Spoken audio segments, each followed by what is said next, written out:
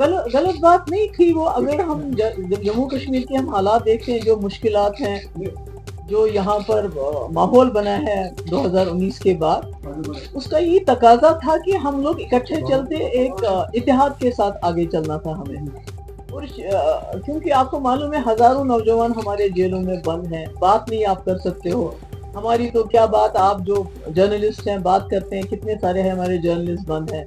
हमारे नौजवान बाहर की जेलों में इस वक्त खुदा ना खासा सड़ रहे हैं, मुसीबत में हैं। मुलाजिम क्या है, उसके घर वाले बात नहीं कर सकते।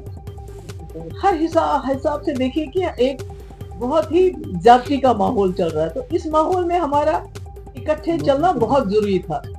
और यही वजह थी कि मैंने बॉम्बे में जब इंडिया अलायंस की मीटिंग हुई, तो मैंने वहां जब जम्मू कश्मीर की बात चली तो मैंने कहा वहां पर कि फारूक साहब हमारे सबसे सीनियर लीडर हैं, जम्मू कश्मीर के हवाले से ये फैसला करेंगे। ये सोच के कि फारूक साहब बड़े हैं, ये जज जब कोई बनता है तो वो इंसाफ की बात करता है, तो मुझे उम्मीद थी कि वो पार्टी मफादात से ऊपर उठ के बात करेंगे।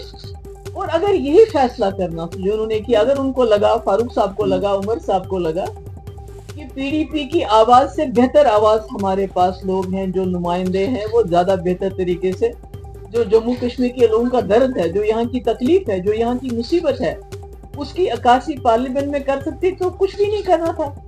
जो बात कल उमर साहब ने कही, ये बात ये आज से 2 महीने पहले कह सकते थे, मुझे फोन कर सकते थे फारूक साहब। उमर साहब मुझे बुलाते, मुझे कहते कि आपने फारूक साहब को जिम्मेवारी रखी है फैसला करने की।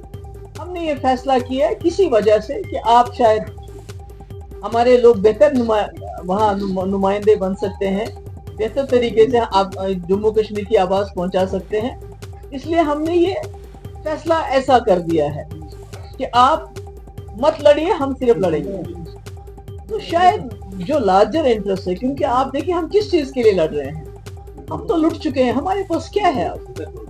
तो अब हम पार्लियामेंट की सीटों के लिए आपस में एक दूसरे के कपड़े फाड़े। तो अगर फारूक साहब ने या उमर साहब ने मुझे बुला के ये कहा होता है कि आपने चूंकि फारूक साहब के ऊपर जिम्मेवारी छोड़ी है, हमें लगता है कि आप लोग शायद अच्छी तरह हमारी मुश्किलात की अक्कासी नहीं कर सकते, हमारे लोग बेहतर हैं, या हमारे पार्टी वर्कर नहीं मान रहे, वट एवर इट वॉज, जो भी उनको मतलब फैसला जिस वजह से किया, तो हम सोचते लार्जर इंटरेस्ट में ऐसा ही होना चाहिए। चलिए हम पार्लियामेंट में नहीं पहुंचेंगे, ये अगर पार्लियामेंट में पहुंच के बेहतर कारकर्दगी कर सकते हैं तो ठीक है। मगर आपने देखा जिस तरह से उमर साहब ने बाहर आके हमारे साथ बात किए बगैर, हमको एतमाद में लिए बगैर, जिस तरह उन्हें, और फैसला भी आप सब ने देखा कैसे सुनाया कि पीडीपी का वजूद ही नहीं है, पीडीपी सिचुएशन में नहीं है, महबूबा मुफ्ती चौथे नंबर पे आई।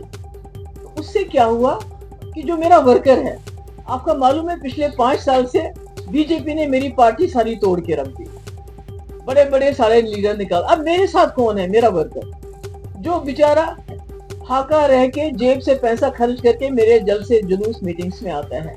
तो उसको बहुत दचका लगा जब उसने उमर साहब के वो अल्फाज सुने, तो वो दिल बर्दाश्ता हो गया, उसको बहुत तकलीफ हुई, उसका दिल टूट गया कि ये क्या कहा जा रहा है कि एक पीडीपी जिसकी 28 सीटें कुछ सालों के अंदर, जिसने नेशनल कॉन्फ्रेंस को 2 बार पावर से बाहर कर दिया, आज वो कहते हैं इनका वजूद ही नहीं है। मेरे ख्याल में उस वक्त जो लहजा था उमर साहब का, वो बहुत सख्त था, और उससे मेरा वर्कर जो है बहुत ही ज्यादा मायूस हो गया और तकलीफ भी हुई।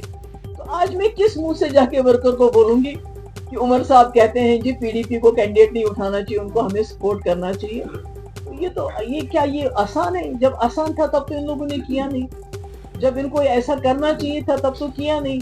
और जब आप घर में किसी को बड़ा बनाते हो, मालिक बनाते हो, जज बनाते हो, तो जज का फर्ज बनता है वो जाती जो मफादात से ऊपर उठ के फैसला करे और इंसाफ का फैसला करे।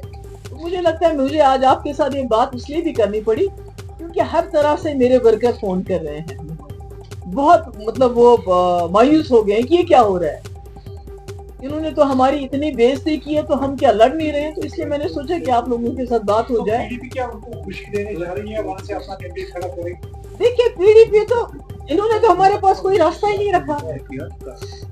उमर साहब ने जिस तरीके से, और फारूक साहब को जो मैंने एतमाद दिया था, जो मैंने उनकी इज्जत अफजाई की थी,